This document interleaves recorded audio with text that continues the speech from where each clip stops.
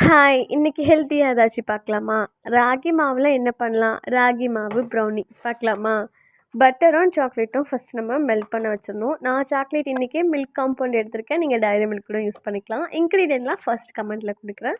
இப்போ ஒரு பவுலில் 2 கப் அளவுக்கு நாட்டு சர்க்கரை, 2 teaspoon cocoa powder, 1 cup ragi மாவு, 1/4 டீஸ்பூனை விட கம்மியாக பேக்கிங் பவுடரும், ஒரே ஒரு முட்டை சேர்த்து நல்லா மிக்ஸ் பண்ணிக்கோங்க. மெஷர்மெண்ட்டில் லாஸ்ட்டு கப் இருக்கும்ல, அந்த கப்பில் தான் நான் இன்றைக்கி அளந்திருக்கேன்.